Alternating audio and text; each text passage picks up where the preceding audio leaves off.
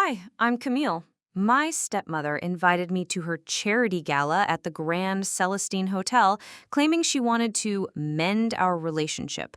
But as I sipped the champagne she personally handed me, I noticed the detective at table 7 hadn't taken his eyes off her all evening. 20 minutes later, I collapsed. What the detective told me in the hospital changed everything I thought I knew about my father's death. Want to guess who had been watching our family for months? Before we jump back in, tell us where you're tuning in from, and if this story touches you, make sure you're subscribed, because tomorrow I've saved something extra special for you. The invitation arrived on cream-colored paper embossed with gold lettering that screamed expensive taste. The annual Rosewood Foundation Charity Gala, an evening of elegance for education. At the bottom, in Vivienne's perfect cursive handwriting, Camille, it's time we put the past behind us. Please come, your loving stepmother. I stared at those words for a long time. Loving stepmother. Right. The same woman who had made my life miserable since she married my father when I was 16. The same woman who somehow convinced him to change his will just months before his sudden heart attack. The same woman who inherited everything while I got a measly trust fund that barely covered my graduate school expenses. But something about the invitation felt different. Maybe it was the formal tone, or maybe it was the fact that she'd never once tried to reconcile in the 3 years since Dad's funeral. Either way, curiosity got the better of me. The Grand Celestine Hotel in downtown Meridian Bay was exactly the kind of place Vivienne would choose. All marble columns, crystal chandeliers, and the sort of old money elegance that made people like me feel underdressed even in our best clothes. I'd bought a simple black dress from a department store, nothing fancy, but it was clean and presentable.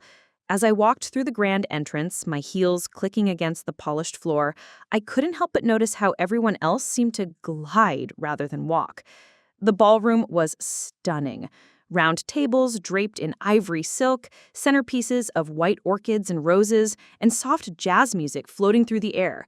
Waitstaff in crisp white shirts moved between guests carrying silver trays of champagne and hors d'oeuvres. The guest list read like a who's who of Meridian Bay society. Judges, business owners, politicians, and their perfectly polished spouses. I spotted Vivienne immediately. She was impossible to miss in her emerald silk gown that probably cost more than my rent for 6 months. Her platinum blonde hair was swept into an elegant chignon, and diamonds sparkled at her throat and ears.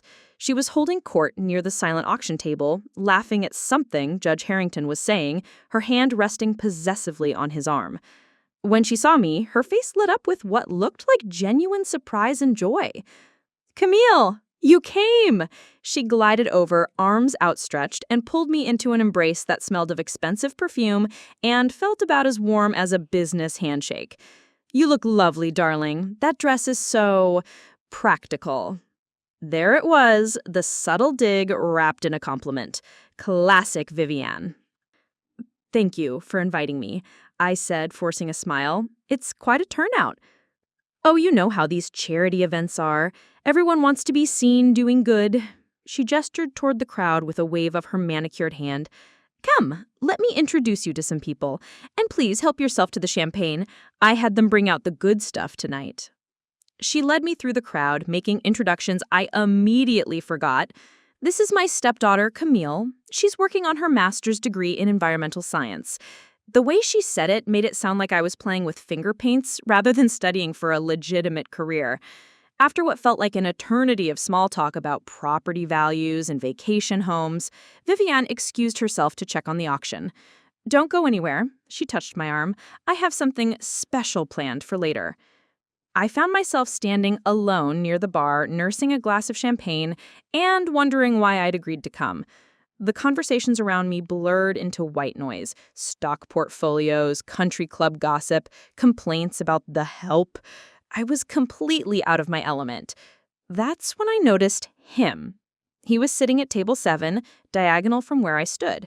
Mid-40s, maybe, with graying temples and the kind of weathered face that suggested he spent time outdoors. Unlike the other men in their designer tuxedos, his suit looked off the rack but well-maintained. He wasn't eating, not drinking, not socializing. He was watching. Specifically, he was watching Vivienne. At first, I thought maybe he was just another admirer. Vivienne had always attracted attention. It's part of what drew my father to her, I suppose. But there was something different about the way this man observed her. It wasn't romantic interest. It was professional, methodical, like he was cataloging her every movement. Our eyes met briefly across the room, and he looked away quickly, but not before I caught something in his expression. Recognition? Warning? I couldn't tell. Vivienne returned with another glass of champagne, this one from a different tray. "This is from the private reserve," she said, pressing it into my hands. "Much better than what they're serving the general crowd." I took a sip. It was good, crisp, with tiny bubbles that tickled my nose. But something about the way she watched me drink it made my skin crawl, the same way the man at table 7 had been watching her. "Are you feeling all right, dear?" Vivienne asked, her brow furrowed with what looked like concern. "You seem a bit pale." Actually, now that she mentioned it, I was starting to feel strange, a little dizzy maybe. Probably just the stress of being in this crowd, surrounded by people who made it clear I didn't belong. I glanced back toward table 7. The man was gone. 20 minutes later, the room started spinning, and I knew with absolute certainty that something was very, very wrong. The dizzy spell hit me like a wave, but I managed to steady myself against a marble pillar near the auction table. The champagne glass slipped from my fingers, shattering against the polished floor with a sound that seemed to echo through the entire ballroom. Several guests turned to stare, their expressions ranging from mild concern to obvious annoyance. "Oh my goodness, Camille!" Vivienne rushed over, her heels clicking rapidly against the marble. "Are you all right, darling? You look absolutely dreadful." I tried to focus on her face, but the edges of my vision were starting to blur. I think I need some air," I managed to say, my voice sounding distant even to my own ears. Of course. Let me help you to the ladies' room." She slipped her arm through mine with practiced grace, the perfect picture of a concerned stepmother. But there was something in her grip, too tight, too controlling, that made my already churning stomach twist even more. As she guided me through the crowd, I caught glimpses of the world I'd never quite belonged to. Mrs. Pemberton from the Historical Society, dripping in pearls and judgment, whispered behind her fan to her companion, "Isn't that Richard Ashford's daughter? The one who couldn't even afford proper grief counseling after he passed?" Dr. Whitmore, who had been my father's cardiologist, nodded politely, but his eyes held that familiar look of pity mixed with professional distance. Such a shame about Richard. So young, only 58. These sudden heart attacks, you just never know. The Rosewood family themselves, the ones the foundation was named after, sat at the head table like royalty holding court. Patricia Rosewood, the matriarch, had been my father's business partner for over a decade. She'd made a fortune in real estate development, and her son James now ran the day-to-day operations. Neither had spoken to me since the funeral, despite years of family barbecues and holiday parties where I'd called them aunt and uncle. "Just a few more steps, dear," Vivienne murmured, her voice honey-sweet, but somehow cold. We passed the silent auction table where photographs of smiling children from various schools were displayed alongside the items up for bid. Luxury weekend in Tuscany, private wine tasting for 12, diamond tennis bracelet donated by Morrison Jewelers. The starting bids were more than I made in a month at my part-time research assistant job. The powder room was all marble and gold fixtures, with a sitting area that probably cost more than most people's cars. Vivienne settled me onto a velvet chair and knelt beside me, her face a mask of concern. But when she thought I wasn't looking, I caught something else in her expression. Satisfaction? Anticipation? "You know, Camille," she said, dabbing at my forehead with a cool towel, "I've been thinking about you so much lately, about how difficult things have been since your father passed. I wanted to point out that things have been difficult long before Dad died, but my tongue felt thick and uncooperative. The room seemed to tilt slightly, like I was on a boat in gentle swells. I know we haven't always seen eye to eye, she continued, her voice taking on that tone she used to use when she wanted something from my father. But blood is thicker than water, isn't it? Well, not blood exactly in our case, but family bonds. Family is so important. Through the haze clouding my thoughts, I couldn't help but remember how quickly those family bonds had dissolved after the will reading. How Vivienne had suddenly become too busy to return my calls when I had asked about keeping some of Dad's personal items.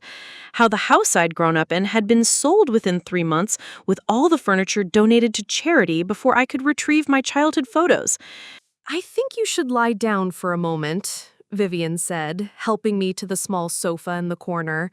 You're probably just overwhelmed. It's a big crowd, lots of stimulation, and you've been under so much stress with your studies and that little job at the university. Little job. As if my research on water contamination in low-income communities was just a hobby to pass time. But arguing seemed impossible now.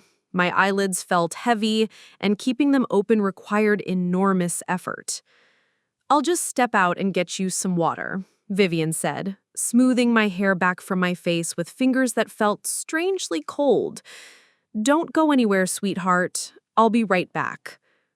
The way she said it, don't go anywhere, sent a chill down my spine that had nothing to do with my physical symptoms. It sounded less like concern and more like a command. After she left, I forced myself to sit up straighter, fighting against the fog that seemed to be settling over my brain. Something was wrong. Very wrong. This wasn't just stress or too much champagne on an empty stomach. I'd felt tipsy before, felt overwhelmed before, but never like this. Never like my body was betraying me from the inside out. Through the powder room's partially open door, I could hear the sounds of the gala continuing. Laughter, clinking glasses, the soft notes of the string quartet. Life going on as normal, while I felt like I was sinking into quicksand. A woman's voice drifted in from the hallway, Mrs. Sterling, who owned half the boutiques in Meridian Bay's historic district. Did you see Vivienne Ashford's stepdaughter? She looked positively green around the gills. I heard she's been struggling financially since Richard died. Probably can't afford decent food, the poor thing. Her companion's response was lost in the sound of their heels clicking away, but I caught the tone. Pity mixed with the kind of gossip that would spread through this crowd like wildfire. By tomorrow, half of Meridian Bay's social elite would be talking about how Richard Ashford's daughter embarrassed herself at the charity gala. I tried to stand, but my legs felt like they belonged to someone else. The marble floor seemed to shift and sway beneath my feet. This wasn't normal. This was something else entirely. And somewhere in the back of my mind, I kept thinking about the man at table 7, the way he'd been watching Vivienne with such intense focus, the way he'd disappeared right before I started feeling sick, the way he'd looked at me with what I now realized might have been recognition or warning. The powder room door opened with a soft click, and I expected to see Vivienne returning with water. Instead, a different woman entered, someone I didn't recognize from the gala. She was probably in her 50s, with silver-streaked hair pulled back in a practical bun, and wearing a navy blue dress that looked more like a uniform than evening wear. Miss Ashford? Her voice was calm but urgent. My name is Detective Sarah Chen. I need you to listen very carefully. Detective? The word cut through my mental fog like a knife. I tried to sit up straighter, but the effort made my head spin. Why are you here? We've been monitoring your stepmother for the past 6 months, she said, moving quickly to the door and turning the lock. There's no easy way to say this, but we believe she's been slowly poisoning you. The words didn't make sense. Couldn't make sense. That's impossible. I barely see her. Tonight's the first time we've spoken in months. Detective Chen pulled out her phone and showed me a series of photographs. These were taken outside your apartment building. Your stepmother. Different disguises, different times of day. She swiped through the images. Vivienne in a blonde wig and sunglasses pretending to jog past my building. Vivienne in a brown wig and oversized coat, sitting on a bench across the street. Vivienne dressed as a delivery driver entering my building with a package. My stomach lurched, not just from whatever she had given me. I don't understand. Why would she... Your father's life insurance policy, she said grimly. The one you're the beneficiary of. It has a clause. If you die within 5 years of his death, and it appears to be from natural causes, the money reverts to his spouse. $3 million. I'd forgotten about the policy entirely because it seemed so distant, so unlikely to matter. But to Vivienne, she's been experimenting with small doses, building up tolerance, testing reactions. We believe she's been using several different substances over the past year. A little antifreeze in your morning coffee when she accidentally brought you one during your birthday visit. Some lily-of-the-valley extract mixed into that homemade soup she sent when you had the flu. Tonight was supposed to be the final dose. I remembered the soup, how violently I'd been sick afterwards, and how the doctors couldn't figure out what was wrong with me. They'd called it a stomach virus, but it had lasted for weeks. And the coffee? I thought it tasted strange, but assumed it was just a different brand. The champagne. Tonight. Ricin, Chen confirmed. Enough to cause organ failure that would look like a heart condition. Given your father's cardiac history, no one would question it. The room seemed to tilt sideways. How do you know all this? Your father contacted us shortly before he died. Chen's expression softened slightly. He'd become suspicious of Vivienne's behavior, some of her questions about his medications, her sudden interest in his will, the way she'd been asking about your routines and habits. He hired a private investigator first, but when that investigation turned up some troubling connections, he came to us. Connections? Vivienne Ashford isn't her real name. She's actually Vivienne Caldwell, and she's been married 4 times before. 3 of those husbands died of apparent heart attacks. The 4th, husband number 2, survived and contacted police, but by then she'd disappeared with most of his assets. I felt like I was drowning in information that couldn't possibly be real. My father knew this? He suspected. That's why he was planning to change his will again, to leave everything in a trust that she couldn't access. Unfortunately, he died before he could make the changes official. The heart attack. My father, so healthy and active, collapsing in his study on a quiet Tuesday evening. Vivienne had been the one to find him, the one to call 911, the one who sobbed so convincingly at his funeral that I'd actually felt sorry for her. She killed him too, I said. It wasn't a question. Chen nodded grimly. We believe so, but proving it after the fact, especially with cremation, it's nearly impossible. That's why we've been watching her so carefully with you. We needed to catch her in the act. So tonight? Tonight she's going to try to finish what she started, and we're going to be ready for her. Chen moved to the window and peered through the blinds. My partner is positioned outside, and we have surveillance equipment throughout the hotel, but I need you to play along for just a little while longer. I can barely stand, I protested. The ricin she gave you was diluted, enough to make you very sick, but not enough to kill you immediately. She wants it to look like you made it home before collapsing. We'll have you in an ambulance the moment we have what we need. The door handle rattled. Camille, darling, are you all right in there? Vivienne's voice, sweet and concerned. Chen moved quickly, unlocking the door and stepping into the shadows behind it. Remember, act sicker than you feel. Let her think her plan is working. The door opened and Vivienne swept in carrying a glass of water and wearing an expression of perfect maternal concern. Oh, sweetheart, you look even worse. Here, drink this. It'll help settle your stomach. I stared at the glass in her hands. Clear liquid that could be water or could be something entirely different. I think I should go home, I managed to say. Of course. But just a few sips first. You're probably dehydrated. She pressed the glass toward my lips with gentle insistence. Behind the door, I could sense Detective Chen's presence, waiting, watching, gathering evidence. But looking at Vivienne's face, so caring, so convincing, I almost couldn't believe this was really happening. This was the woman who had signed my birthday cards, who had made my father smile in his final years, who had held my hand at his funeral. This was also the woman who had apparently spent months planning my death. "Vivienne," I said slowly, "why did you really invite me tonight?"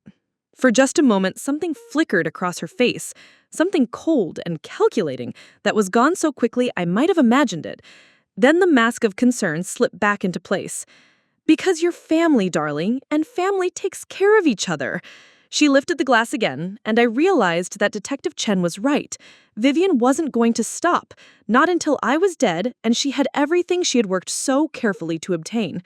The only question now was whether we could stop her first. The glass trembled in Vivienne's perfectly manicured hands as she held it toward me, and for a split second, I saw something that made my blood run cold. Her wedding ring, my father's wedding ring that she still wore, caught the light, and I remembered the last conversation I'd had with him. It was 3 weeks before he died, and we'd been sitting in his study going through old photo albums. He seemed distracted, almost melancholy, which was unusual for him. Dad had always been the optimist, the one who saw the bright side of everything. "Camille," he said, suddenly closing the album and looking at me with an intensity that made me uncomfortable. "If anything ever happens to me, I want you to know how proud I am of you, how much I believe in your strength." I laughed it off at the time. "Dad, you're 58 and healthier than men half your age. Nothing's going to happen to you." But he'd gripped my hand tightly. "Promise me something. Promise me you'll always trust your instincts, even when everyone else tells you you're wrong, even when it's easier to believe what people want you to believe." Now, staring at that glass of water, his words echoed in my mind with crystal clarity. Trust your instincts. "Actually," I said, my voice barely above a whisper, "I'm feeling too nauseous to drink anything right now. Maybe in a few minutes?" Vivienne smiled tightened almost imperceptibly. "Oh, but darling, you really should hydrate. You're probably having a panic attack. I know how overwhelming these social events can be for someone who isn't used to this world." There it was again, the subtle condescension wrapped in fake concern. But this time, instead of making me feel small, it made me angry. Angry enough to see clearly through the fog in my head. "Someone who isn't used to this world," I repeated slowly. "You mean someone who doesn't belong here?" That's not what I said, but her grip on the glass tightened, and I noticed a small muscle twitching in her jaw. "It's what you meant, though. It's what you've always meant." I forced myself to sit up straighter, fighting against the weakness in my limbs. "Just like when you told everyone at Dad's funeral that I was taking his death so hard, when really I was just devastated that he was gone. Or when you sold the house so quickly because you said I needed closure and couldn't handle being around his memories." Vivienne's eyes narrowed slightly. "Camille, you're not thinking clearly. You're obviously unwell." "I'm thinking more clearly than I have in years." And strangely, that was true. Despite the physical symptoms, despite the fear, my mind felt sharper than it had since my father's death. "Tell me something, Vivienne.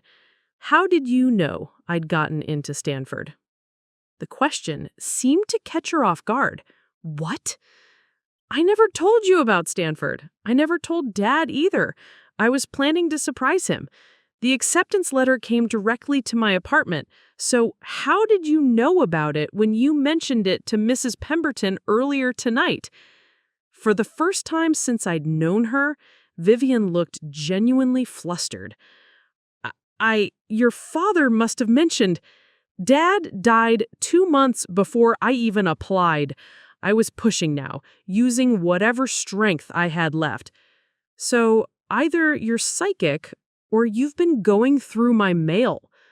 The mask slipped, just for a second, but long enough for me to see something that made my skin crawl. Rage. Pure, undiluted fury that someone like me, someone she considered beneath her, had dared to question her. "You always were too clever for your own good," she said quietly. and her voice had changed completely. Gone was the honey-sweet tone, the maternal concern. What remained was cold and sharp as winter wind. "That's what Dad used to say." I smiled, though it felt more like baring my teeth. "He said I got that from my mother, my real mother, the one who died when I was 8, remember? The one you could never quite replace no matter how hard you tried." Vivienne's hand was shaking openly now, water sloshing in the glass. "Your father loved me more than he ever loved that pathetic woman who couldn't even stay alive long enough to raise her own child." The words hit like physical blows, but they also confirmed what I'd started to suspect. This wasn't just about money. This was personal. This was about jealousy and resentment that had been festering for years. "He talked about her, didn't he? Even after you were married. He kept her picture in his wallet. He visited her grave every year on her birthday, and you hated that." Shut up. The words came out as a hiss. "He never forgot her, and he never stopped seeing her in me. That's what really bothers you, isn't it? Not just that I existed, but that every time he looked at me, he remembered the woman he actually loved." Vivienne's composure cracked completely. "She was nothing, a secretary from a nothing family with nothing to offer him except a bratty child who reminded him of his mistakes." Is that what you told yourself when you started planning his death? The words hung in the air between us like a challenge. For a moment, neither of us moved. Then Vivienne's lips curved into something that might have been a smile if it hadn't been so cold. "You can't prove anything, just like you can't prove what's going to happen to you tonight." Poor little Camille, so distraught over her father's death, so isolated and struggling financially. It's no wonder her heart gave out. The stress, the poor diet, and the genetic predisposition.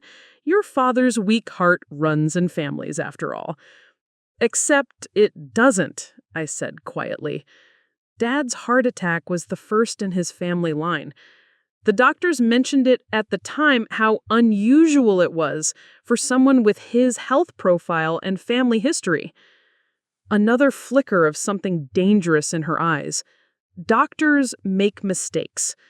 Or someone made it look like a heart attack when it was really something else entirely." We stared at each other in the ornate powder room, two women who had been circling each other like predators for years, without me even realizing it.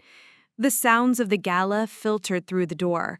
Laughter, music, the clink of champagne glasses. While inside this marble sanctuary, the truth finally emerged from shadows where it had been hiding. "Drink the water, Camille." Vivienne's voice was steady now, almost businesslike. "It'll make things easier." "For who?" "For both of us. You'll finally be at peace, and I'll finally have what I deserve." I looked at the glass one more time, then back at her face. "What you deserve," I repeated thoughtfully. "And what exactly is that?" "Everything," she said simply. "Everything that should have been mine from the beginning." Behind the door, I heard the softest sound. A footstep, maybe, or the whisper of fabric against marble. Detective Chen still waiting, still watching, still gathering evidence that would finally bring justice for my father. And suddenly, I knew exactly what I had to do. "Everything," I repeated, letting the word hang between us. "You know, Vivienne, I used to wonder why Dad seemed so tired in those last few months, why he started locking his study door, why he stopped eating the meals you prepared for him." Her eyes flickered with something that might have been surprise, but she recovered quickly. "Your father was under a lot of stress at work. The Pemberton development deal was very complicated. Funny thing about that deal, I ran into Mr. Pemberton's son at the university library last month. He mentioned how surprised they were when Dad suddenly pulled out of the partnership, said it was completely unlike him to walk away from such a profitable venture." The glass in Vivienne's hand trembled slightly. he made that decision because he wanted to spend more time with family, with me, or because he found out his business partner's wife had been asking very specific questions about the project timeline, the insurance policies, and the partnership agreements. I paused, watching her face. Patricia Rosewood mentioned it to me tonight, actually. She thought it was odd how interested you'd become in Dad's business affairs. "You're delirious," Vivienne said, but her voice had lost some of its conviction. "The fever is making you paranoid." "I don't have a fever, Vivienne. I have been poisoned. There's a difference." I leaned forward slightly, ignoring the way the room seemed to sway. "Want to know how I figured it out? It wasn't the detective who told me. It was the flowers." Her perfect composure cracked just a fraction. "What flowers?" "The ones you sent to my apartment last week. Thinking of you during this difficult time," the card said. "Beautiful white lilies. I put them right on my kitchen counter, next to where I eat breakfast every morning." I watched her face carefully. "Lily of the valley specifically. Did you know the entire plant is toxic? Especially the berries. Even the water they sit in becomes contaminated." The silence stretched between us, broken only by the distant sound of the string quartet, playing something soft and melancholy. Vivienne's breathing had become slightly labored, and a fine sheen of perspiration appeared on her forehead, despite the cool temperature of the powder room. I continued conversationally. "You've been so creative. The flowers were brilliant, really. Who would suspect a sympathy arrangement? And the coffee you brought me on my birthday, that was antifreeze, wasn't it? Just a few drops. Enough to make me sick, but not enough to kill. You were building up to tonight, weren't you? Training my body to accept poison in small doses so the final one would work more efficiently." "Stop talking." Her voice was barely above a whisper. "I don't have a fever, Vivienne. I have been poisoned. There's a difference." I leaned forward slightly, ignoring the way the room seemed to sway. "Want to know how I figured it out? It wasn't the detective who told me. It was the flowers." Her perfect composure cracked just a fraction. "What flowers?" "The ones you sent to my apartment last week. Thinking of you during this difficult time," the card said. "Beautiful white lilies. I put them right on my kitchen counter, next to where I eat breakfast every morning." I watched her face carefully. "Lily of the valley specifically. Did you know the entire plant is toxic? Especially the berries. Even the water they sit in becomes contaminated." The silence stretched between us, broken only by the distant sound of the string quartet playing something soft and melancholy. Vivienne's breathing had become slightly labored, and a fine sheen of perspiration appeared on her forehead, despite the cool temperature of the powder room. I continued conversationally. "You've been so creative. The flowers were brilliant, really. Who would suspect a sympathy arrangement? And the coffee you brought me on my birthday, that was antifreeze, wasn't it? Just a few drops. Enough to make me sick, but not enough to kill. You were building up to tonight, weren't you? Training my body to accept poison in small doses so the final one would work more efficiently." "Stop talking." Her voice was barely above a whisper. "I don't have a fever, Vivienne. I have been poisoned. There's a difference." I leaned forward slightly, ignoring the way the room seemed to sway. "Want to know how I figured it out? It wasn't the detective who told me. It was the flowers." His father lived to 93 and died in his sleep. His grandfather made it to 87 before a stroke took him. Dad's entire family line is known for longevity and strong hearts. I forced myself to meet her eyes. The only way a healthy 58-year-old man with Dad's genetics dies of sudden cardiac arrest is if someone helps it along. The mask was completely gone now. Vivienne's face had transformed into something I barely recognized, cold, calculating, and utterly without remorse. "You think you're so smart, don't you? Just like your precious mother. She thought she was clever, too." "What did you just say?" "Your mother." The words came out like a curse. Saint Catherine, with her gentle smile and her kind heart and her perfect marriage to the man I'd been in love with since college. The world seemed to stop spinning for a moment. "You knew my mother?" "I knew her better than anyone." Vivienne's voice had taken on a dreamy quality, as if she was remembering something from long ago. I was Richard's girlfriend first, you see. All through college, through graduate school, I was supposed to be the one he married. But then he met your mother at that ridiculous charity function, and suddenly I didn't exist anymore. My stomach lurched, and not just from the poison. You've known my father since college? 25 years I waited. 25 years I watched him build a life with her, have a child with her, be happy with her. Do you know what that's like? Watching the man you love choose someone else over and over again every single day? So when she got cancer, I prayed for it. Every night for 2 years, I prayed that God would take her away and give me back what was rightfully mine. And when it finally happened, when she finally died, I thought it was a sign. I thought Richard would remember what we'd had, would come back to me. The room was spinning again, but I forced myself to stay focused.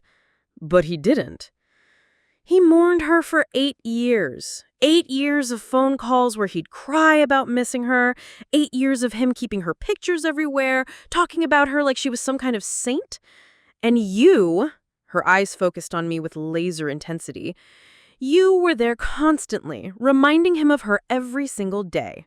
You had her eyes, her smile, her stubborn streak. He couldn't move on because you wouldn't let him. I was a child. You were a weapon she left behind to torture me with. Her voice had risen slightly, and she seemed to realize it, forcing herself to speak more quietly. Even after I finally convinced him to marry me, even after I moved into the house where she had lived, I could never escape her ghost. Because you were always there, looking at me with her eyes, judging me, finding me lacking. The pieces were falling into place now, creating a picture so horrifying I could barely process it. You didn't just want me dead for the insurance money. You wanted me dead because you reminded him of her. You want me dead because you've stood between me and happiness for your entire pathetic existence. The venom in her voice was unmistakable now. Your father never loved me the way he loved her, never looked at me the way he looked at her. And why? Because every time he started to move forward, there you were, needing something, wanting something, pulling his attention back to the past. So you killed him. I freed him from the guilt of loving a dead woman more than his living wife. She straightened as if she'd convinced herself that murder was actually an act of mercy. And now I'm going to free myself from the constant reminder of what I could never have. The glass was still in her hand, still waiting. But now I understood that this wasn't just about money or inheritance or even jealousy. This was about a woman who had spent decades nurturing a hatred so pure and focused that it had consumed everything human inside her. And I was about to become her final victim. The revelation hung between us like poison in the air. I stared at this woman who had shared my father's bed, who had sat at our dinner table, and who had pretended to care about me while harboring a hatred so deep that it had driven her to murder. But as the shock settled, something else began to rise inside me, a fury that burned through the fog in my brain like fire through paper. You want to know something about my mother? I said, my voice stronger than it had been all evening. She knew about you. Vivienne's confident expression faltered. What? She knew Dad had been with someone before her, someone who couldn't accept that it was over. I pushed myself to sit straighter, drawing on reserves of strength I didn't know I still had. She found the letters you used to send him, the ones where you begged him to reconsider, where you promised you'd changed, where you threatened to hurt yourself if he didn't come back. Those letters were private. She never told him she'd found them because she didn't want to hurt him. But she told me about them right before she died. She said there was a woman who might try to cause trouble for our family someday, and that I should be careful. I smiled grimly. She described you perfectly, Vivienne, right down to the way you pretend to be sweet while calculating how to get what you want. The glass in Vivienne's hand was shaking so violently now that I could hear the water sloshing. She had no right to those letters. They were between Richard and me. They were harassment, and she knew it. She also knew that Dad was too kind to get a restraining order against someone he'd once cared about. I leaned forward, ignoring the way the movement made my head spin, but she wasn't too kind. She documented everything, Vivienne. Every letter, every phone call, every time you showed up at places where she and Dad would be. She gave it all to a lawyer with instructions to open the file if anything ever happened to her. For the first time since this conversation began, I saw real fear flicker across Vivienne's face. "You're lying." Thompson, Martinez, and Associates, downtown office building, 14th floor. Mr. Martinez was Mom's college roommate's husband. She trusted him completely. I was making this up as I went along, but the details seemed to be landing. He's probably still got that file in his safe, along with her instructions about what to do if I ever died under suspicious circumstances. There's no file, but Vivienne's voice lacked conviction. There's definitely a file. Mom was methodical like that. She documented everything because she wanted to protect Dad and me from people like you. I forced myself to stand up, using the marble sink for support. The question is, what happens when the police start connecting dots, when they realize that the woman who's been stalking our family for decades suddenly became a widow, and then her stepdaughter mysteriously died? Vivienne took a step back, and I realized I'd struck a nerve. She'd been so focused on the immediate plan, poison me, inherit the insurance money, disappear into a comfortable life, that she hadn't considered the broader pattern. The trail of dead husbands, the documented history of obsession, the way it would all look to investigators. "You think you're so clever," she hissed, but there is desperation creeping into her voice now. "But you're forgetting something important. You're already dying. Whatever fantasy you're spinning about files and lawyers and evidence doesn't matter if you don't live to tell anyone about it." She was right, and we both knew it. The ricin was still working its way through my system, and despite the adrenaline keeping me upright, I could feel my body starting to shut down. My vision was getting blurry around the edges, and my hands were trembling uncontrollably. But I wasn't finished yet. "Here's what I don't understand," I said, gripping the sink harder to stay standing. "If you loved my father so much, why did you make his last months miserable?" "He didn't. Did you know he stopped sleeping? He'd get up in the middle of the night and walk around the house like he was checking locks, making sure windows were secure. He started eating lunch out instead of taking the meals you packed. He even changed his will without telling you." I watched her face carefully. "Oh, you didn't know about that part?"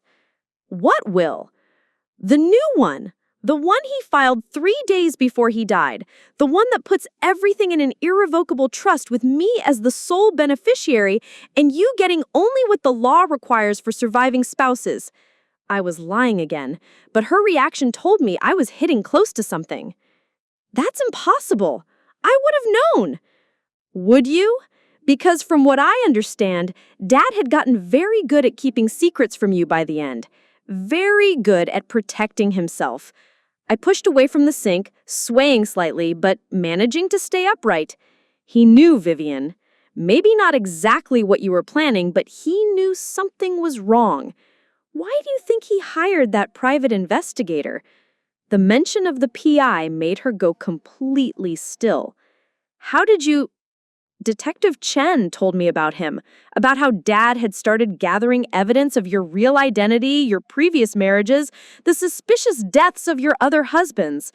I took a shaky step toward her. "Dad may not have lived long enough to expose you, but he set the wheels in motion.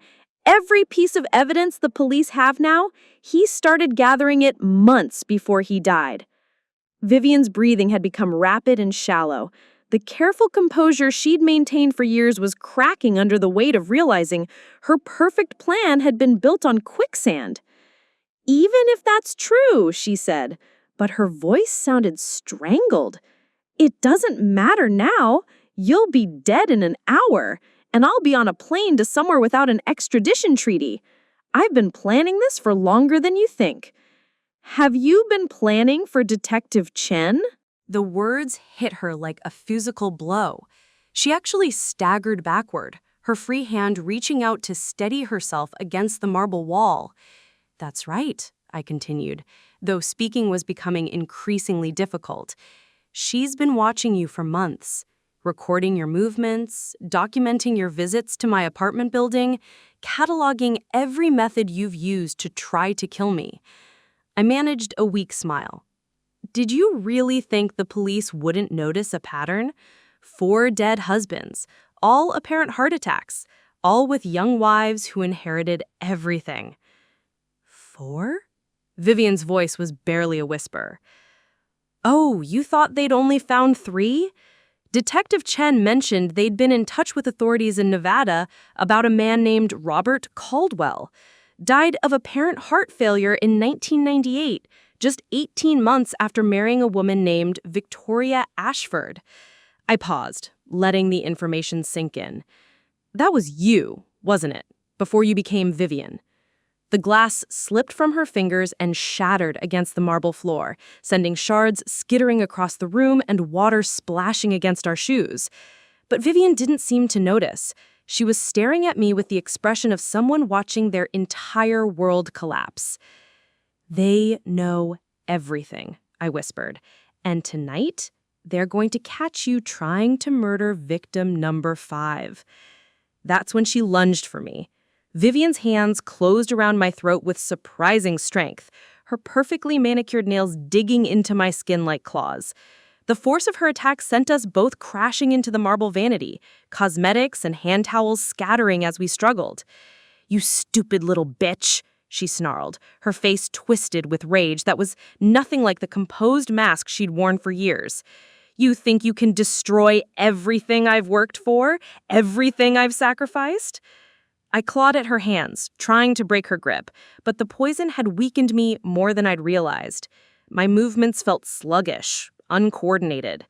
Black spots danced at the edges of my vision, and I could feel my consciousness starting to slip away. "I should have done this years ago," she hissed, pressing harder. "I should have killed you the day I married your father. Saved myself all this trouble."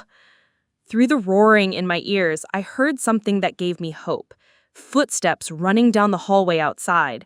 Heavy, urgent footsteps that definitely didn't belong to any of the gala guests in their designer heels and dress shoes. Vivienne heard them too. Her grip loosened slightly as she turned toward the door, and I managed to gasp in a breath. "Help!" I tried to scream, but it came out as barely more than a whisper. "Shut up." She slammed my head back against the marble and stars exploded behind my eyes. "It's too late for help. It's too late for everything." But even as she spoke, I could see panic replacing the cold calculation in her eyes. This wasn't how she'd planned it. I was supposed to die quietly, peacefully, looking like just another tragic case of a young woman's heart giving out under stress. Instead, we were fighting in a hotel powder room, her perfect composure completely shattered, while police officers ran through the hallways outside. The door handle rattled violently. "Police! Open the door!" "Go away!" Vivienne shouted, her voice cracking with desperation. "We're fine in here, just a family disagreement." A loud bang echoed through the room as someone threw their weight against the heavy wooden door. The antique lock held, but I could hear the frame beginning to splinter. Vivienne's eyes darted frantically around the room, looking for another option, another way out. But we were on the 15th floor of the hotel, with no windows except for a small decorative one that was too high and too narrow for escape. She was trapped, and she knew it. "This is your fault," she spat, turning back to me with renewed fury. "If you'd just drunk the water like a good little girl, this would have all been over by now. Clean, simple, no mess." Another tremendous crash against the door. The wood was definitely giving way now. "You want to know the truth about your precious father?" Vivienne's voice had taken on a hysterical edge. "He didn't love your mother as much as you think. Those last few months, he used to talk about me when he thought he was asleep. called me Catherine sometimes, started confusing us. You're lying. I managed to force the words out despite her hands still pressing against my windpipe. He was getting old, Camille, starting to forget things. Some nights he'd hold me and whisper about how sorry he was for all the time we'd lost, how he should have chosen me from the beginning. She smiled. Vicious. That saint of your mother was just a mistake he was too proud to admit.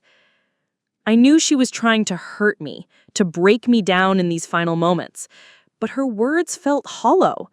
I'd seen how my father looked at my mother's pictures even years after her death. I'd watched him tend her grave every month until he died. Whatever Vivienne told herself to justify her actions, the truth was simpler and more devastating. My father had never loved her the way she wanted to be loved. The door exploded inward with a crash that shook the entire room. Detective Chen burst through first, her weapon drawn, followed by 2 uniformed officers who immediately spread out to cover the exits. Step away from her, now. Chen's voice cut through the chaos like a blade. For a moment, nobody moved.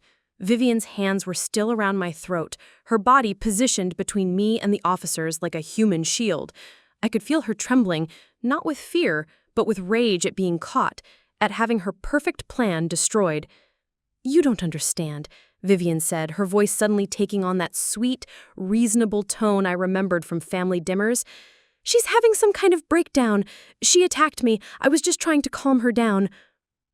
"Ma'am, we've been recording this entire conversation through Ms. Ashford's phone. We heard your confession to multiple murders. Now, step away from her before this gets worse." My phone. I'd forgotten I was still carrying it, forgotten that Chen had told me to keep the line open when she'd first approached me. They'd heard everything. Vivienne's admission about my father, about her previous husbands, about the systematic poisoning she'd been carrying out for months. "She's lying!" Vivienne's composure cracked completely. "You can't trust anything she says. She's been poisoned. She's delirious." "Yes, she has been poisoned. By you. With ricin that you put in her champagne approximately 45 minutes ago. We have video footage of you doing it." The words hit Vivienne like physical blows.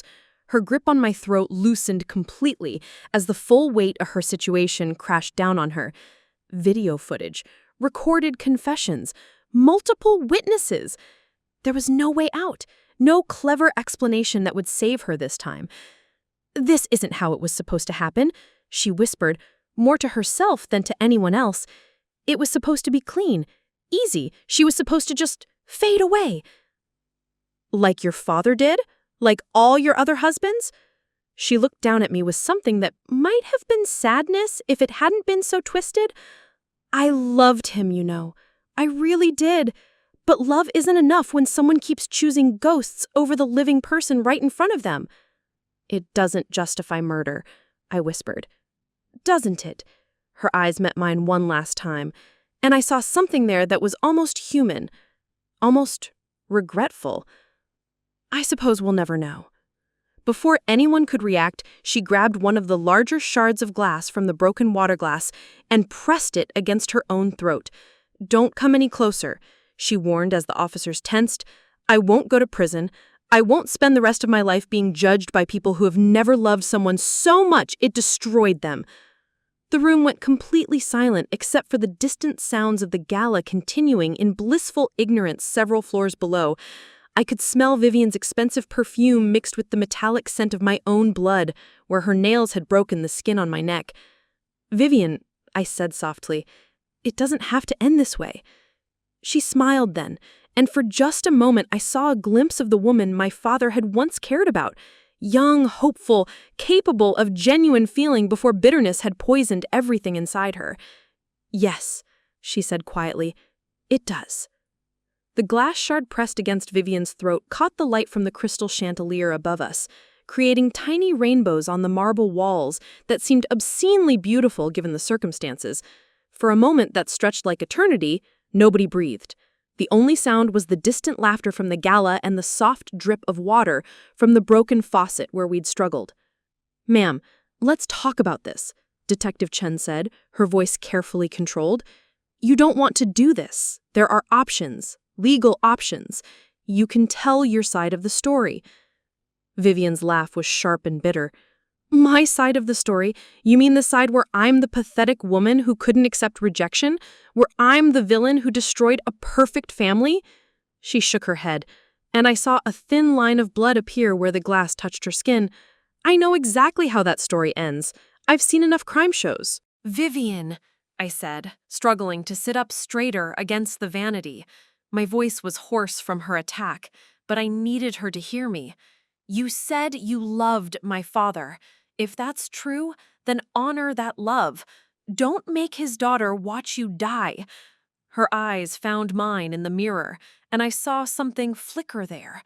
Not regret, exactly, but maybe recognition that even in her final moments, she was still finding ways to hurt me. "You think you understand love," she said softly, "but you've never loved someone who couldn't love you back. You've never given everything you had to someone only to watch them give their heart to someone else." "You're right," I admitted. "I haven't, but I understand what it means to lose someone you love. And I know that Dad wouldn't want this. Whatever he felt or didn't feel for you, he wouldn't want you to die." "How would you know what he wanted?"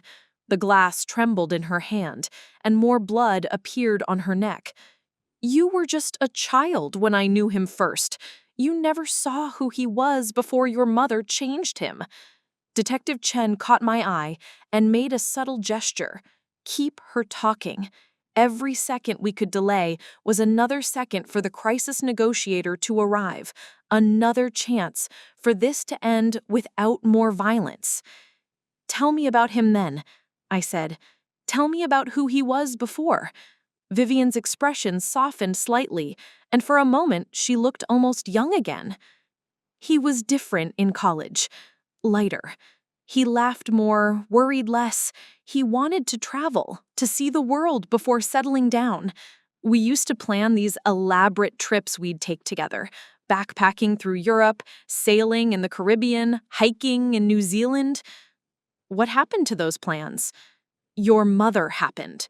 The softness disappeared as quickly as it had come. "All he wanted was a house in the suburbs and a white picket fence. All those dreams we'd shared just evaporated, like they'd never mattered at all." I could hear movement in the hallway, someone with a calm, authoritative voice giving instructions to the tactical team, the crisis negotiator, probably. But something told me this conversation needed to happen between us, without professional intervention. Vivienne had spent decades feeling unheard, invisible. Maybe the only way this ended peacefully is if someone finally listened to her. "It must have been hard," I said carefully, "watching him build the life you dreamed of with someone else." "You have no idea." Tears were flowing freely down her cheeks now, mixing with the blood from the cut on her neck. "I used to drive by your house sometimes, just to see if I could understand what she had that I didn't. She wasn't prettier than me. She wasn't smarter.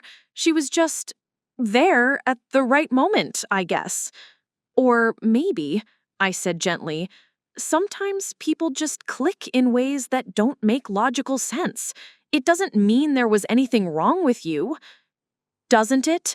Vivienne's grip on the glass shard tightened. "If I was good enough, if I was what he needed, he wouldn't have left me for the first woman who smiled at him at some stupid charity function." The pieces of her psychology were becoming clearer now. This wasn't just about love.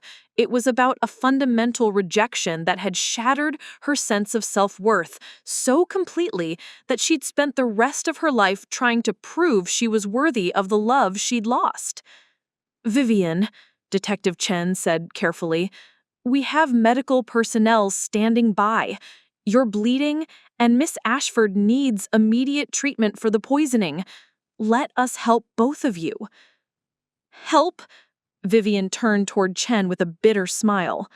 "The only help I need is to never wake up in a prison cell. Do you have any idea what happens to women like me in prison? Women who kill their husbands? We can protect you. Chen said. "There are facilities." "Stop." Vivienne's voice cut through the detective's words like a knife.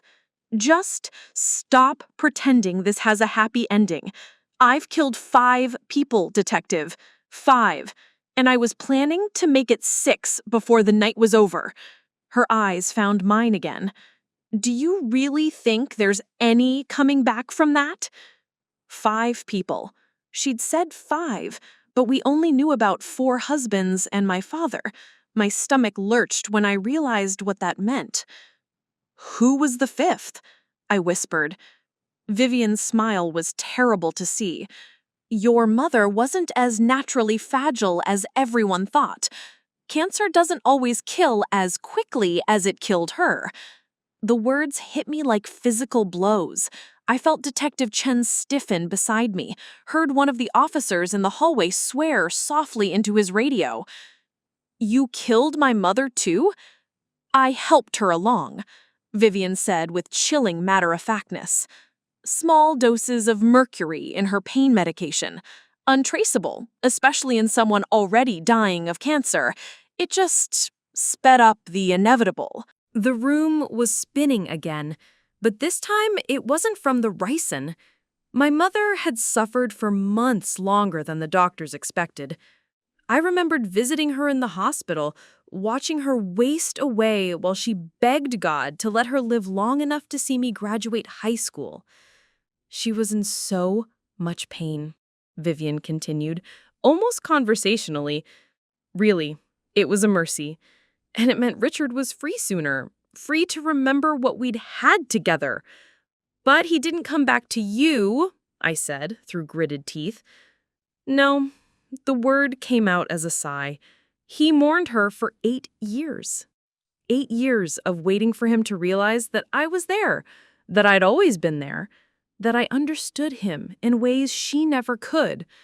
She paused, lost in memories.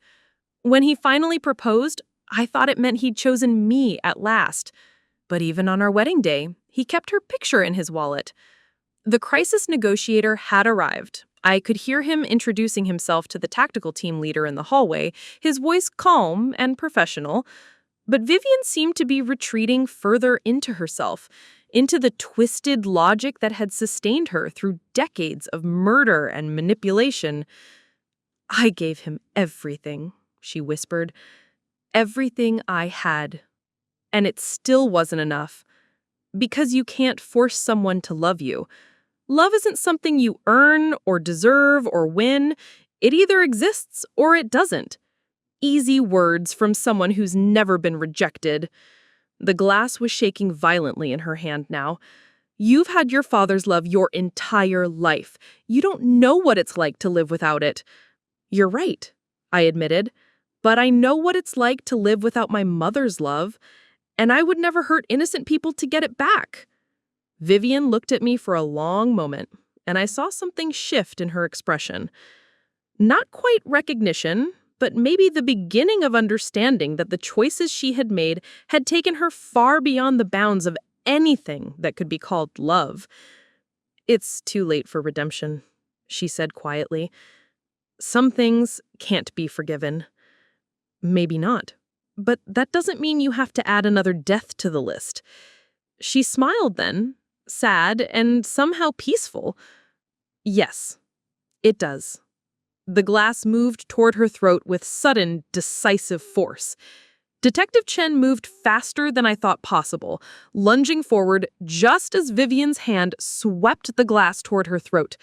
The detective's shoulder caught Vivienne in the midsection, sending them both crashing into the marble wall. The glass shard flew from Vivienne's grip, skittering across the floor and coming to rest near my feet. "No!" Vivienne screamed, the sound raw and primal. "You don't understand. You can't let them lock me up. I won't survive it." 2 uniformed officers rushed in to help subdue her as she fought against Detective Chen with surprising strength. Her perfectly styled hair had come undone, her expensive dress was torn, and the careful mask of composure she had maintained for years was completely shattered. What remained was something wild and desperate. A woman who had finally reached the end of a very long road. Vivienne Caldwell, also known as Vivienne Ashford, Detective Chen said formally, as the officers secured handcuffs around her wrists. You are under arrest for the murders of Richard Ashford, Catherine Ashford, Robert Caldwell, Michael Torres, David Park, and the attempted murder of Camille Ashford. 5 names I recognized, plus Michael Torres and David Park, husbands I haven't known about. 7 people dead by her hand, and me nearly making it 8. The scope of her crimes was staggering. I want a lawyer, Vivienne said, but her voice had lost all its earlier venom. She sounded hollow now, exhausted. I want a lawyer, and I want medical attention for this cut. Medical personnel are already on their way up, Chen assured her, for both of you. As if summoned by her words, paramedics rushed into the powder room carrying medical bags and a portable gurney. The space that had seemed so elegant when I'd first entered now looked like a war zone. Broken glass everywhere, blood on the marble walls, water soaking into expensive rugs. Miss, I need you to stay still while I examine you, one of the paramedics said, kneeling beside me. He was young, maybe mid-20s, with kind eyes and gentle hands. Can you tell me what you were given tonight? Ricin. In Champagne. About an hour ago, maybe longer. His expression grew more serious. Okay, we're going to get you to the hospital right away. Ricin poisoning is treatable if we catch it early. He looked up at his partner. Call it in. Tell them we need a toxicology team standing by. As they worked to get an IV started in my arm, I watched the officers escort Vivienne from the room. She moved like someone in a trance, no longer fighting, no longer protesting. Just before she disappeared through the doorway, she turned back to look at me one final time. I really did love him, she said quietly. That part was never a lie. Then she was gone, leaving behind only the chaos of her final desperate act and the weight of everything she'd destroyed in the name of that twisted love. Miss Ashford? Detective Chen knelt beside the paramedics, her expression concerned. How are you feeling? Like I've been poisoned, I said, with a weak attempt at humor. But better now that she's gone. We're going to need a full statement from you, but that can wait until you're stable, Chen said. Right now, I need you to know everything she confessed to in here was recorded. Your phone stayed connected to our surveillance team the entire time. The relief that washed over me was almost overwhelming, not just because justice would be served, but because my father's death would finally be investigated properly. My mother's death, too. After all these years of accepting the official explanations, the truth would finally come out. Detective, I said as the paramedics prepared to move me to a gurney, there's something else. She mentioned keeping my father's medical records. If you can find them. We'll find them, Chen promised. Her house is being searched as we speak. We'll find everything. The trip to the hospital cast in a blur of sirens and medical procedures. The emergency room team was waiting for us, led by a toxicologist, who immediately began treatments to counteract the ricin poisoning. IV fluids, activated charcoal, medications to protect my organs from the worst effects of the poison. You're lucky, Dr. Martinez told me several hours later as I lay in a hospital bed feeling significantly better thanks to their interventions. The dose wasn't quite large enough to be fatal, and you got medical attention quickly. You should make a full recovery. What about long-term effects? Minimal, if any. You might feel tired for a few weeks while your body processes everything, but the ricin didn't have enough time to cause permanent damage. She made notes on my chart. You'll need to follow up with your primary care physician, but I expect you to be fine. Detective Chen arrived as Dr. Martinez was finishing her examination. She looked tired but satisfied, like someone who just closed a very difficult case. How are you feeling? Better. Grateful to be alive. I sat up straighter in the hospital bed. Did you find the medical records? Chen nodded grimly. We found a lot more than that. She kept detailed records of everything. Dates, dosages, methods. It's like she was documenting her own crimes. She pulled out a small notebook. We also found evidence linking her to 2 more deaths we didn't know about. A boyfriend from her college years who died of apparent food poisoning, and an elderly neighbor who left her money in his will. 9 people. 9 lives ended by a woman who convinced herself that murder was justified by unrequited love. There's something else, Chen continued. We found copies of your father's real will, the one he filed 3 days before he died. Everything you told Vivienne about the irrevocable trust, it was actually true. I stared at her in shock. I was making that up. Your father was smarter than any of us realized. He suspected something was wrong and took steps to protect you. The will Vivienne has been operating under was a forgery. The real one leaves everything to you, with very specific language about protecting the inheritance from undue influence by any party who might wish harm to the beneficiary. The implications hit me like a wave. Not only had my father known something was wrong, but he'd taken concrete steps to protect me. Even from beyond the grave, he'd been trying to keep me safe. So the house, the investments, everything Vivienne inherited, rightfully yours. We'll be working with the probate court to transfer everything back to you as soon as possible. Your father made sure you'd be taken care of, even if he couldn't be there to do it himself. I lay back against the hospital pillows, overwhelmed by everything that had happened. In the space of a few hours, I'd learned that my stepmother was a serial killer, that both my parents had been murdered, and that my father had somehow managed to protect me even after his death. Detective, I said quietly as the paramedics prepared to move me to a gurney.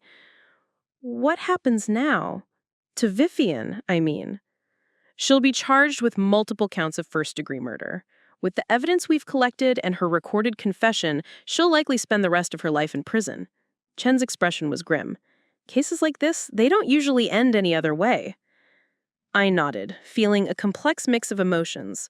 Relief that justice would be served, sadness for all the lives that had been lost, and something like pity for a woman who had let love curdle into something so toxic that it had destroyed everything it touched.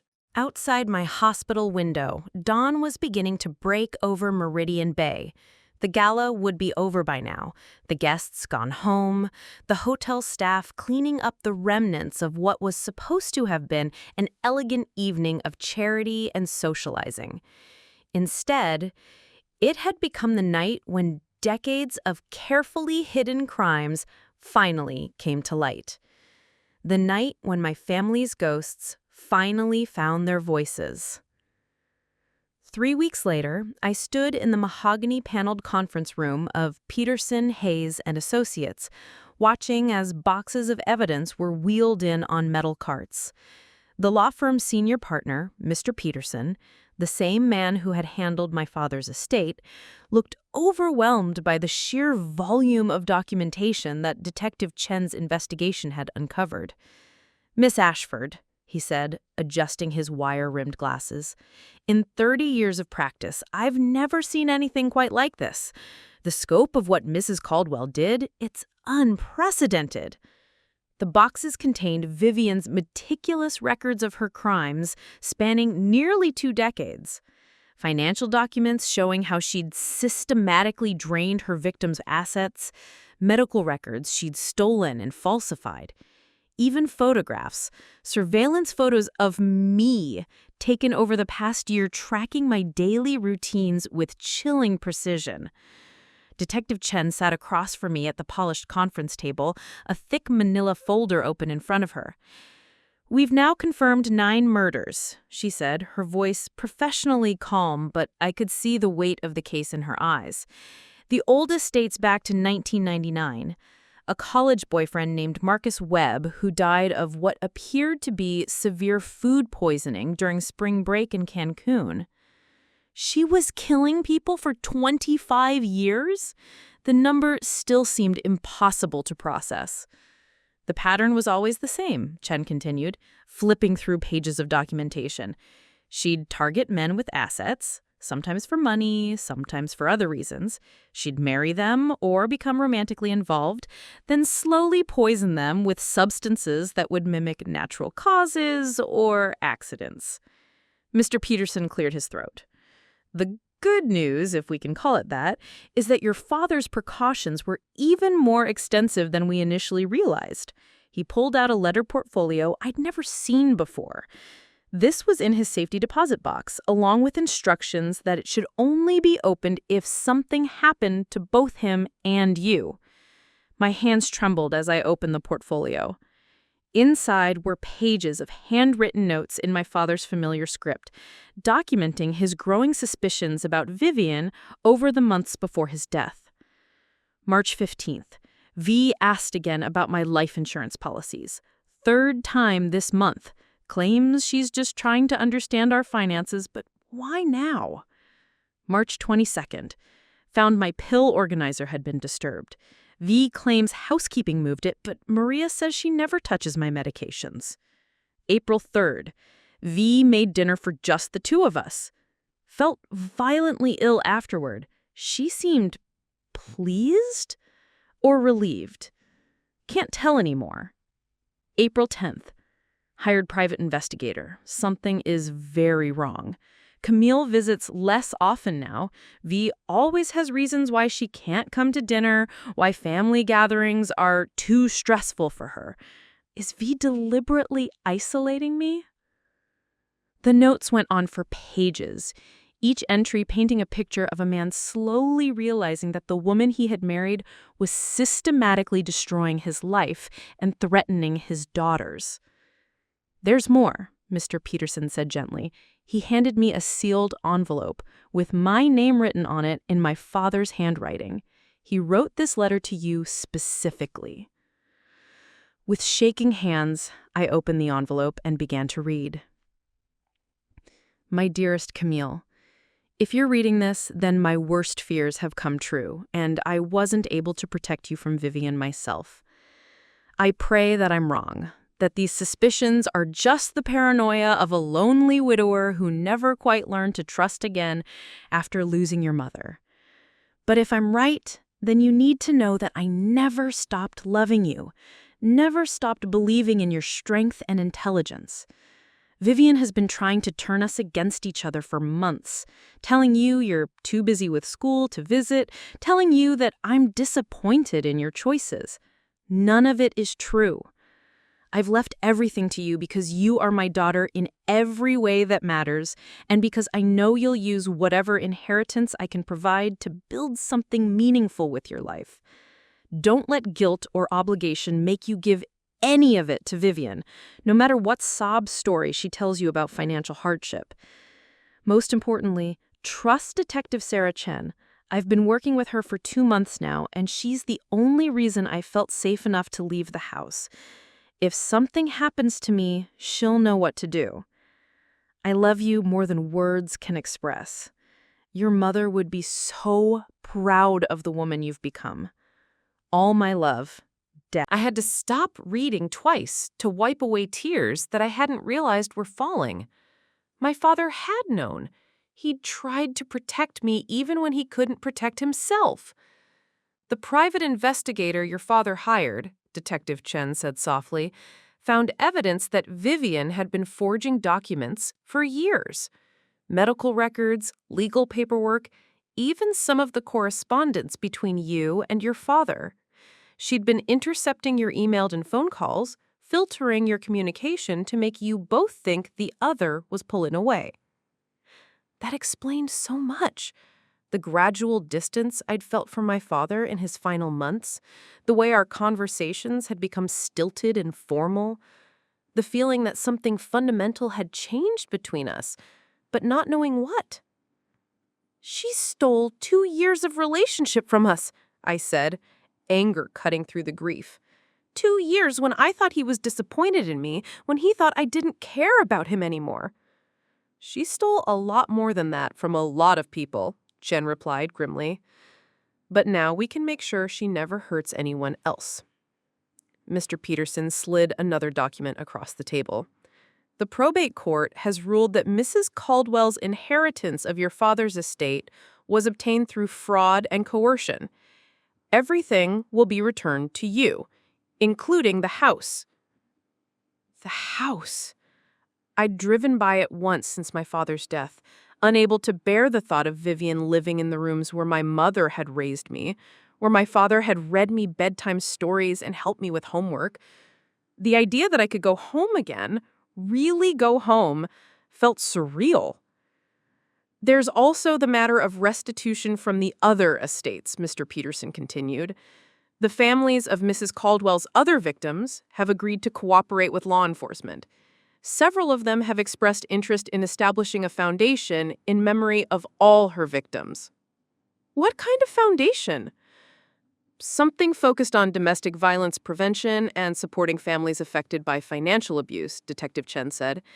Your father's notes mention that he'd wanted to do more charitable work after retirement.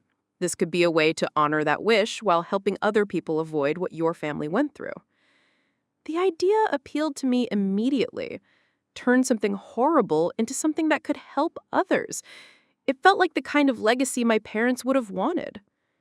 There's one more thing, Chen said, her expression becoming more serious. Mrs. Caldwell's trial is scheduled to begin in 3 months. The prosecution will need you to testify about what happened at the hotel, about the poisoning attempt, and her confession. The thought of facing Vivienne again, even in a courtroom, made my stomach clench. But I knew it was necessary. For my parents, for her other victims, for all the families who deserve to know the truth about what happened to their loved ones. I'll do whatever you need, I said. The prosecution is confident about getting convictions on all counts, Chen assured me. With the physical evidence, the recorded confession, and the documentation she kept herself, it's one of the strongest cases I've ever seen. As the meeting wound down and the evidence boxes were wheeled back out, I sat in the quiet conference room thinking about justice and closure, and how sometimes they weren't the same thing. Vivienne would go to prison for the rest of her life, but that wouldn't bring back the 9 people she'd killed. It wouldn't restore the relationships she poisoned or the trust that she shattered. But it would ensure that her victims were finally recognized, that their deaths were acknowledged as murders rather than tragic accidents.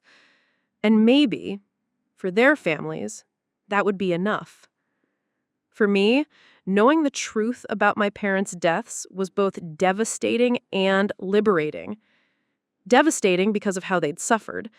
Liberating because I finally understood that the distance I'd felt from my father hadn't been real, and the guilt I'd carried about not being there for him in his final months could finally be laid to rest. Outside the law firm's windows, Meridian Bay stretched out under an overcast sky. Somewhere in this city was the house I'd grown up in, waiting for me to come home. Somewhere else was a county jail where Vivienne sat in a cell, finally facing the consequences of 25 years of careful, calculated murder. The courthouse steps were slick with November rain as I made my way up to the imposing granite building where Vivienne's trial finally began. 6 months had passed since that night at the Grand Celestine Hotel, and I'd spent most of that time trying to rebuild my life from the ground up. The physical recovery from the ricin poisoning had been relatively quick, but the emotional healing was proving to be a much longer journey. Inside the courtroom, the atmosphere was heavy with anticipation. The prosecution had spent months building their case, and the media attention had been intense. The Black Widow murders, as the press had dubbed them, had captured public fascination in a way that made me deeply uncomfortable. 9 victims reduced to sensational headlines and true crime podcast episodes. I took my seat in the witness section, surrounded by family members of Vivienne's other victims. To my left sat Maria Torres, whose husband, Michael, had died of apparent heart failure in 2018 after just 18 months of marriage to Vivienne. To my right was David Park's elderly mother, Mrs. Park, who had flown in from Seattle to see justice done for her son. "Are you ready for this?" The voice belonged to Jennifer Hayes, the prosecutor who had been working tirelessly to prepare the case. She was younger than I'd expected, maybe 40, with sharp eyes and an intensity that reminded me of Detective Chen. "As ready as I can be," I replied, though my hands were trembling slightly. The courtroom doors opened, and Vivienne was led in wearing an orange jumpsuit and restraints. The elegant woman in the emerald gown who had tried to poison me was gone.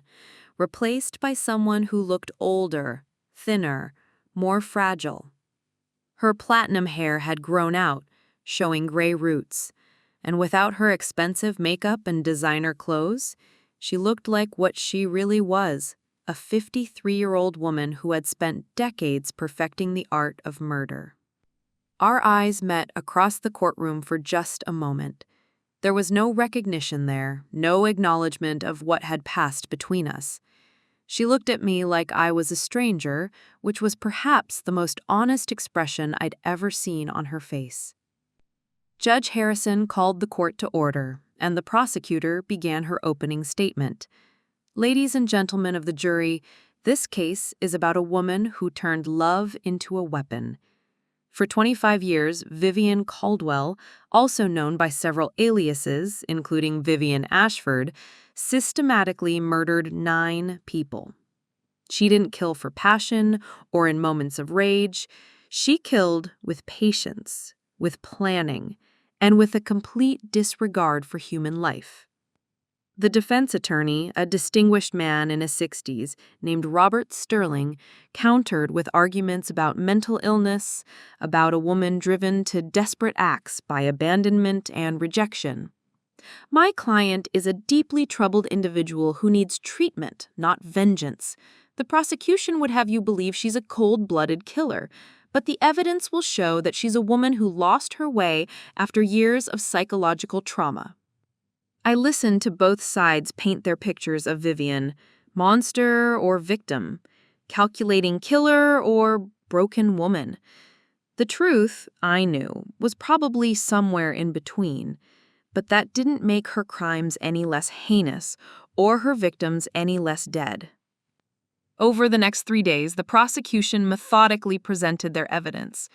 Financial records showing how Vivienne had systematically drained her victims' accounts. Medical testimony about the various poisons she'd used: ricin, mercury, antifreeze, lily-of-the-valley extract. Surveillance footage from the hotel showing her doctoring my champagne. The most damning evidence came from Vivienne's own meticulous records. She had documented everything: dates, methods, dosages, even her thoughts and feelings about each murder. One journal entry, read aloud by the prosecutor, was particularly chilling. Robert is taking longer to die than expected, increased the mercury dosage in his evening medication. He complained of stomach pain again tonight, but still trusts me to take care of him. They always trust me in the end. That's the secret. Make them feel loved and cared for, even as you're killing them.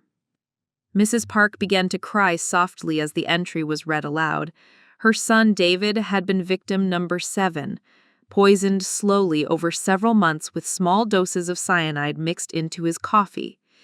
He died thinking he had some mysterious illness, never suspecting that the woman who held his hand in the hospital was the same one who had been slowly killing him.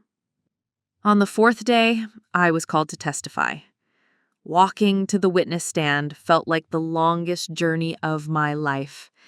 Every eye in the courtroom was on me: jurors, reporters, family members of the victims, and Vivienne herself. Miss Ashford, Prosecutor Hayes began, can you describe your relationship with the defendant? I took a deep breath and began to tell my story. The years of subtle hostility masked as maternal concern. The growing distance between my father and I, that I now knew had been deliberately orchestrated. The invitation to the charity gala that I thought was an attempt at reconciliation. When Mrs. Caldwell handed you the champagne that night, did you suspect anything was wrong? Not at first, but there was something about the way she watched me drink it. And I'd noticed a man at table 7 who seemed to be watching her very carefully. That man was Detective Chen's partner, correct? Yes. The police had been surveilling Mrs. Caldwell for months. The prosecutor walked me through the events in the powder room, Vivienne's confession, her attempt to strangle me, the arrival of the police. I tried to keep my voice steady as I recounted the most terrifying night of my life, but I could feel my composure cracking when I described hearing about my mother's murder. Mrs. Caldwell admitted to accelerating your mother's death from cancer. Yes. She said she'd been adding mercury to my mother's pain medication. She called it helping her along and claimed it was a mercy. The words tasted bitter in my mouth. Defense attorney Sterling's cross-examination was gentler than I'd expected. He focused on Vivienne's apparent mental state, asking whether I'd noticed signs of instability or delusion. Miss Ashford, during your conversation with Mrs. Caldwell that night, did she seem to understand that what she was telling you was wrong? I considered the question carefully. She seemed to understand that it was illegal, but I don't think she believed it was morally wrong. She'd convinced herself that everything she did was justified by love. In your opinion, did she seem mentally ill? She seemed like someone who had spent so many years lying to herself that she'd lost track of what was real and what was rationalization. The defense case was brief. A few character witnesses who testified about Vivienne's charitable work and community involvement, a psychiatrist who diagnosed her with several personality disorders, but stopped short of claiming legal insanity. Her sister testified tearfully about their difficult childhood, their abusive father, the way Vivienne had always struggled with relationships. But none of it could erase the mountain of evidence against her, or the cold calculation revealed in her own journals and recordings. Vivienne herself never took the stand. Her attorney advised against it, knowing her recorded confession would make any testimony potentially devastating. She sat silent throughout the trial, occasionally taking notes but never showing emotion, even when the most graphic details of her crimes were discussed. Closing arguments painted two very different pictures. The prosecution emphasized the premeditation, the pattern of behavior spanning decades, the complete lack of remorse. The defense pleaded for mercy, asking the jury to consider Vivienne's mental state and traumatic background. This is not a woman who woke up one day and decided to become a killer, Sterling argued. This is someone who was broken by circumstances beyond her control, who desperately needed help that she never received. Prosecutor Hayes was having none of it. 9 people are dead because of the defendant's choices. 9 families have been destroyed. The defendant wasn't a victim of circumstances. She was a predator who used people's trust and love as weapons against them. The jury deliberated for just 6 hours. When they returned, the foreman stood and read verdict after verdict. Guilty of first-degree murder. Guilty of first-degree murder. Guilty of first-degree murder. 9 counts of murder in the first degree. 1 count of attempted murder in the first degree. Multiple counts of fraud, forgery, and theft. As the verdicts were read, I watched Vivienne's face for some sign of emotion, regret, fear, even relief that it was finally over. But there was nothing. She received the news of her conviction with the same blank expression she'd worn throughout the trial. Judge Harrison scheduled sentencing for the following week, but everyone in the courtroom knew what the outcome would be. With 9 murder convictions, Vivienne would spend the rest of her life in prison without the possibility of parole. As the courtroom emptied, Mrs. Park approached me with tears in her eyes. "Thank you," she said simply, "for being brave enough to testify, for making sure David's death wasn't forgotten." Maria Torres squeezed my hand as she passed. "Your father would be proud," she whispered. I hoped she was right. Standing there in the courthouse hallway, surrounded by the families of Vivienne's victims, I felt a complex mix of emotions: relief that justice had been served, sadness for all the lives that had been lost, and something that might have been closure, though I knew the healing process was far from over. Vivienne was led away in handcuffs, disappearing through a door that would likely be the last exit from freedom she'd ever take. 25 years of murder had finally caught up with her. But for the families left behind, The real work was just beginning. Learning to live with the truth, finding ways to honor the memories of those we'd lost, and somehow moving forward despite everything that had been taken from us. 2 years later, I stood in the sunlight streaming through the kitchen windows of my childhood home, watching as volunteers from the Catherine and Richard Ashford Foundation finished setting up tables in the backyard for our second annual remembrance gathering. The house looked nothing like it had during Vivienne's brief ownership. I'd spent months removing every trace of her presence and restoring the warmth that had once filled these rooms.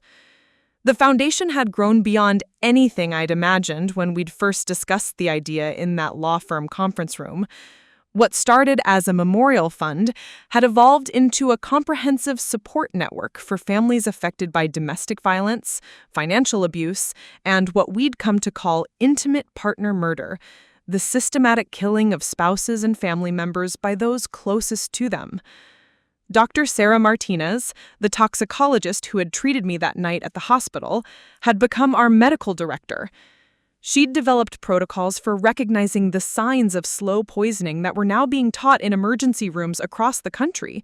3 lives had already been saved by healthcare workers who recognized symptoms that might have otherwise been dismissed. Camille, Maria Torres appeared in the kitchen doorway carrying a framed photograph of her late husband, Michael. "Where would you like me to put this for the memorial display?" "Next to my parents' photos on the main table," I said, smiling at her. Maria had become one of our most dedicated volunteers, channeling her grief into helping other families navigate the aftermath of similar tragedies. "Thank you for bringing it." The memorial display had become the centerpiece of our annual gathering. 9 photographs representing Vivienne's victims, surrounded by flowers and personal mementos their families had chosen to share. It was heartbreaking and beautiful at the same time, a reminder of the human cost of one woman's twisted obsession with love and control. Detective Chen arrived just as I was putting the finishing touches on the buffet table. She looked more relaxed than I had ever seen her, having retired from active duty 6 months earlier to head up the Foundation's law enforcement outreach program. "How are you holding up?" she asked. The same question she'd been asking me regularly for 2 years. "Better," I said, and meant it. "Some days are harder than others, but I'm learning to live with the ghosts instead of running from them." The ghosts were everywhere in this house. My mother's laugh echoing from the living room where she used to read to me, my father's presence in the study where he'd worked late into the night. But they weren't haunting me anymore. They were comforting me, reminding me that love doesn't end with death, that the bonds between people can survive even the worst attempts to destroy them. "Any word on the appeal?" I asked, though I knew Chen would have called immediately if there had been any developments. Denied again. Vivienne's running out of legal options. Her new attorney filed one last motion claiming ineffective counsel, but the judge wasn't having it. "She's going to die in prison, Camille. It's over." Over. Such a small word for such a huge concept. Vivienne was 65 now, serving 9 consecutive life sentences in a maximum security facility 3 hours north of Meridian Bay. I'd thought about visiting her once, driven by some misguided notion that closure required forgiveness. But Dr. Patricia Reeves, the trauma counselor who'd been helping me process everything, had made it clear that healing didn't require absolving my would-be murderer. "Some people are beyond redemption," she'd told me during one of our sessions. "Your job isn't to forgive the unforgivable. Your job is to build a life worthy of the love your parents gave you." That's what I'd been trying to do for 2 years now. Building a life, not just surviving one. The guests began arriving around noon. A mix of victim families, foundation volunteers, law enforcement officers, and medical professionals who had become part of our extended community. Mrs. Park had flown in from Seattle, as she did every year, bringing her famous kimchi and stories about David that always made us laugh through tears. Jennifer Hayes, the prosecutor who had secured Vivienne's conviction, arrived with her teenage daughter in tow. "She's thinking about law school," Hayes explained. "I wanted her to meet some real heroes." Heroes. I still struggled with that label. though I understood why people used it. To them, I was the one who had survived, who had spoken up, who had turned tragedy into purpose. But I knew the truth. I was just someone who was too stubborn to die and too angry to stay quiet. As the afternoon progressed, I found myself moving through the crowd with a lightness I hadn't felt in years. These people had become my chosen family, bound together not by blood, but by shared experience and mutual support. We understood each other in ways that outsiders couldn't. The hypervigilance that came from knowing how easily trust could be weaponized, the complex grief of mourning someone whose death had been deliberately hidden among the natural tragedies of life. Dr. Martinez stood up to address the group, her voice carrying across the backyard that once hosted my childhood birthday parties. 2 years ago, we came together in the aftermath of unimaginable tragedy. 9 families had lost loved ones to someone who used their trust as a weapon. One young woman had nearly become the 10th victim. All eyes turned to me, and I felt the familiar flutter of anxiety that came with being the center of attention. But Dr. Martinez continued before I could feel too self-conscious. Today, I'm proud to announce that the Catherine and Richard Ashford Foundation has helped identify and prevent 12 potential cases of intimate partner poisoning. 12 families who won't have to go through what we went through. 12 people who are alive today because we refuse to let our loved ones' deaths be meaningless. The applause was warm and sustained, but all I could think about was the number. 12. 12 people who would go home to their families tonight, who would wake up tomorrow morning, who would live to see their children graduate and get married and have children of their own. It didn't bring back the 9 we'd lost, but it was something. It was enough. As the sun began to set and guests started to drift away, I found myself alone in my father's study, looking at the framed letter he'd written to me before his death. The words were familiar now, worn smooth by repeated reading, but they still had the power to move me. Don't let guilt or obligation make you give any of it to Vivienne, no matter what sob story she tells you about financial hardship. He'd been trying to protect me even then, even when he couldn't have known the full extent of Vivienne's plans. The irony was that she'd never had to tell me any sob stories. By the time I learned the truth about the inheritance, she was already in handcuffs. I'd used the money exactly as he'd hoped I would. The foundation was fully funded for the next decade. The house had been restored and was now serving as our headquarters. I'd finished my master's degree in environmental science and was working on a PhD focused on toxicology and public health, inspired, in a roundabout way, by my own experience with poisoning. Most importantly, I was living. Really living, not just surviving. I was dating someone, a fellow graduate student named Alex, who knew my whole story and loved me anyway. I was making plans for the future that extended beyond just getting through the next day. I was learning to trust again, carefully, but genuinely. The last guest to leave was Mrs. Park, who hugged me tightly on the front porch. "Your parents would be so proud," she said, the same words Maria had spoken to me in the courthouse hallway 2 years ago. "I hope so," I replied. "I know so," she said firmly. "David would be proud too.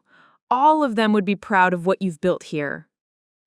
After she left, I walked through the empty house, turning off lights and straightening up the minor chaos left by 50 guests. In the living room, I paused in front of the memorial wall I'd created. Photographs of my parents at various stages of their lives, mixed with pictures from foundation events and newspaper clippings about our work. The photo of my mother that dominated the center of the display was one I'd found in my father's desk drawer after Vivienne's arrest. It showed Mom in the hospital during her final weeks, thin and pale, but smiling radiantly at something outside the camera's view. On the back, my father had written, Catherine laughing at one of Camille's terrible jokes 3 days before she died. Even at the end, she was thinking about making others happy. That's what I wanted my legacy to be. Not the woman who survived a serial killer, but the woman who chose to make others happy, to turn pain into purpose, to honor the dead by protecting the living. I turned off the final light and headed upstairs to bed, my childhood home quiet around me, but no longer empty. It was full of love again, full of purpose, full of the kind of hope that survives even the darkest attempts to extinguish it. The ghosts in this house were quiet now, at peace, and so, finally, was I. Up next, you've got 2 more standout stories right on your screen. If this one hit the mark, you won't want to pass these up. Just click and check them out.